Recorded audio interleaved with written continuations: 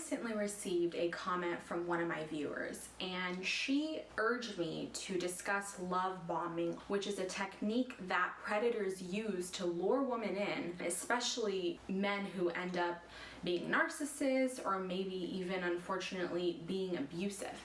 So this is a very important topic, and I want to thank her for bringing this to my attention.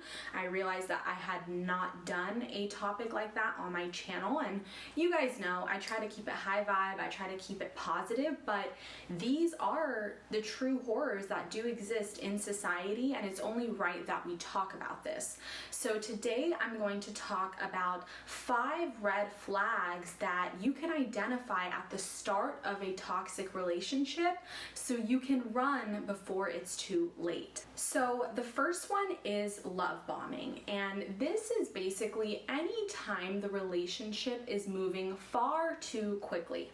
So I'm going to throw up an infographic, I think from Insider is where I found it, and these are just some of the ways that someone can love bomb you. For example, saying I love you too early, asking you to move in right off the bat, perhaps giving you all these extravagant gifts when you've just met them, and all of this is done in a method to get you to commit to them, to get you to literally X out any other alternatives or potentials. This is a known method that predators and abusers and narcissists use to get you to sleep with them or to get you to settle with them far too quickly before you're able to logically evaluate them. And I always encourage women to take their time when they're meeting someone.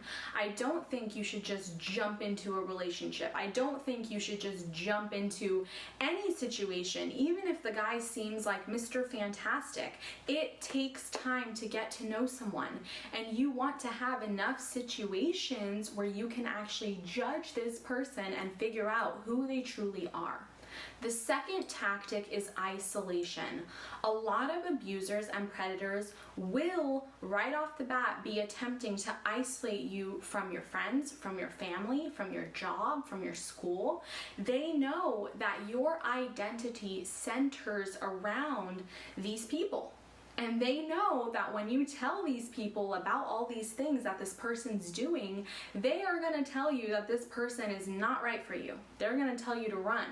And so this person is going to be trying to get you alone, get you isolated, and get you away from everyone and everything you know. Okay, so not only does this isolate the victim and make it really hard for them to leave, but it also makes it really difficult because they start losing their sense of identity.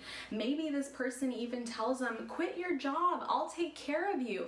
And it might seem like a very kind gesture, but you only want to do that for someone who you're married to and has shown consistency in being a good man and being a masculine provider that you can rely on and trust. This isn't something attractive when a guy you just met is telling you, oh, just drop out of college, quit your job, I'll take care of you.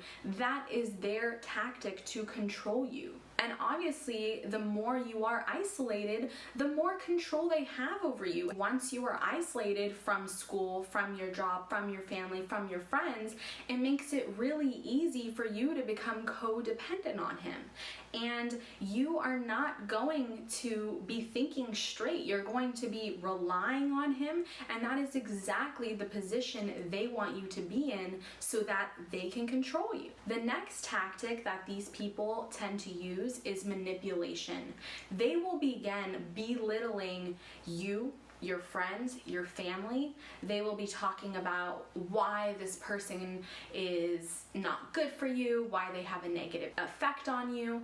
They will be asking you about your past and your history and then using it against you. And they love to make you feel like you're the problem. You're the one that needs fixing. They are going to be putting all the blame on you, and they are blameless. Okay, that is like a telltale sign of manipulation, is flipping the script. Maybe even, let's say they do something wrong and you want to bring it up, they will twist it around and find any excuse to not own up to their actions.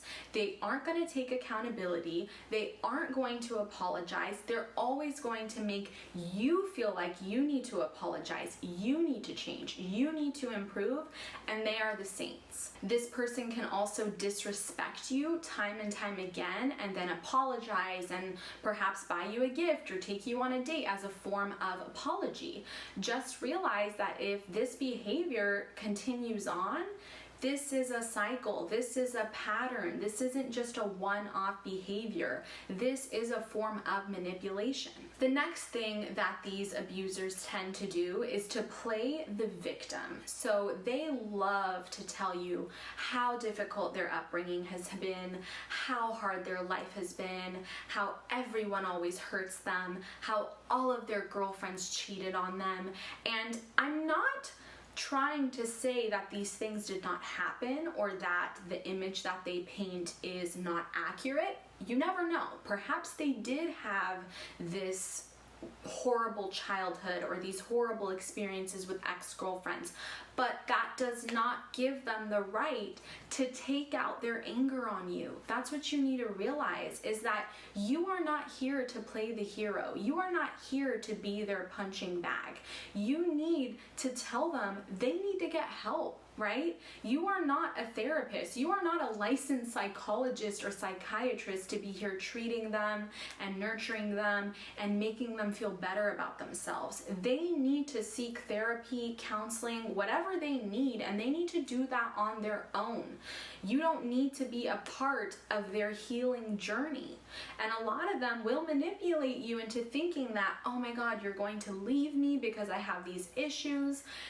You are allowed to leave someone who is not prepared and ready to be a man. So know that you do not need to be their saving grace. They need help, and you are not going to be the one to fix them. You are not going to be the one to change them. I'm not saying that the stories that they tell aren't true, because sometimes they are, but you are not here to be fixing all of their trauma and their behavior. That is something that they need to do on their own. And until they can love and accept themselves, they will never be worthy, and they will always be taking that out on you. Last but not least is insecurity. These people tend to have a lack of trust. They don't trust you, or perhaps they even tell you, I trust you. It's just your friends that I don't trust. It's just the guys who might be at this party that I don't trust. Anytime you start hearing those things about, where are you going? Who are you going to be with? What are you wearing? Anytime it gets to that level, you are dealing with someone who wants to control you. A real gentleman is going to trust you enough to do things with your friends, to go out to parties, to go out to a bar, to have a girls' night. He knows that even if someone were to hit on you, you would uphold their trust. You would uphold their best interest, because they know, they trust you, they believe in you. And so as soon as a person is saying that, they don't trust you, they don't trust the people you hang around with, that is a sign that they are abusers, predators, manipulators, that they will do anything to just keep you at home, to keep you away from society, from other people who will tell you that this situation you're in, this relationship you're in, is not good. This is a tactic they use to keep you isolated. Once again, as you can see, all of these things kind of go hand in hand. This person wants to have complete ownership of your time, of your body, your attention, of your effort, and they will do anything in their power to make you think that you are wrong, you need to change, you need fixing. Everyone is out to get them, and they are the heroes, they are the saints. So I hope that this video will help you guys be wary of this type of behavior. I hope that you guys remain safe. I hope that you guys are always on the lookout for this type of behavior, because I know on my channel I talk about men courting courting us and men wooing us, but there is a clear difference between a guy doing this on day one and us slowly progressing in a healthy manner, okay? So if a guy is moving too quickly, that is just your sign right then and there that this is not the man for you. You want to be with the man who is patient, who gives you the time to evaluate him, to evaluate your options, and who loves your life outside of him. The right man is going to love the identity that you have with your friends, with your family, the way that you show up in the world. Even if you're a social butterfly, even if that might mean time away from him, he will respect you and love you for that. Okay, so just remember that healthy love is out there, healthy men still exist, and I will see you all very, very soon. Bye!